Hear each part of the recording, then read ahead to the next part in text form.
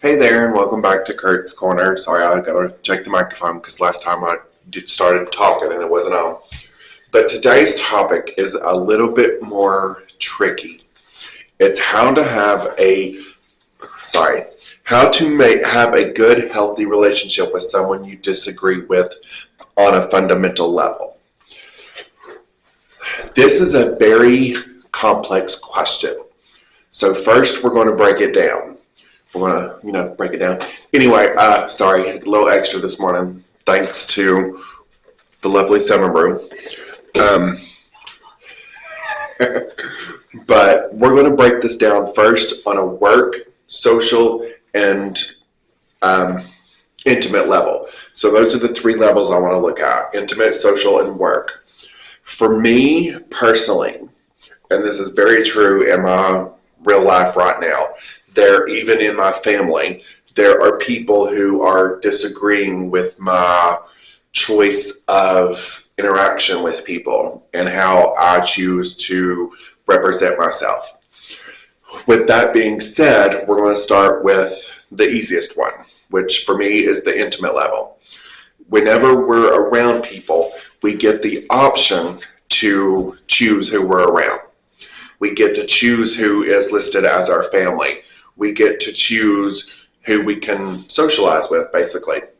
So for me, I choose people who are similar interests like me. Like they're big on recovery, they're big on faith, they're big on just social. They're just big for me. Um, because in personal relationships, you're going to be able to choose who you're around. Now, I'm going to step that up a little bit and go to social ramifications, that's a bad word, social interactions. Because there's going to be people in our outside, like think of it like a circle, circle, circle, circle. The second circle, the social circle, is a little bit more complex because this is when you're going to have to be around people that you don't agree with or you might not even like, or somebody who has pushed you so much that you are no longer able to be around them.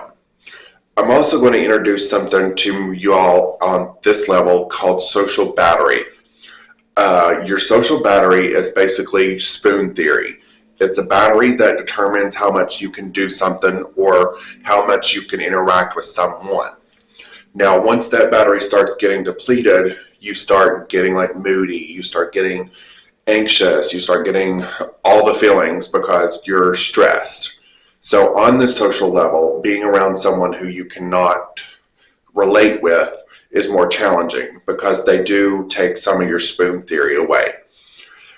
But for me, at this level, I'm one of the very few people. I don't think I've ever met anybody that I can talk with politically or socially or even like financially because I find beauty in pain, if that makes sense. Because whenever we're talking with someone, it's not always going to be pleasant. And I have a very firm grasp and belief that something can be learned from everyone. No matter who you are, what business you're in, what situation you may be from, somebody can learn from everybody. So at the social level, I tend to just not just stick with the people who don't drain my battery, but I like to be out and prime example, okay. Trains coming around the station, y'all. Okay, so I was a part of an organization about a year ago, and there was people that I didn't necessarily agree with, or people that upset me in a harmful way. But I was a part of an organization that was doing good, so I stayed a member of this organization to continue to do good, and I put limits on how I can be around somebody, how long I can be around somebody. That's a coping skill that I would love to teach you all sometime. But knowing your limits is key as to how much you can be around someone. Now I'm going to take this a step further and we're going to do professional situations, like your work environment. My personal work environment, there are people who, I have a great job, y'all.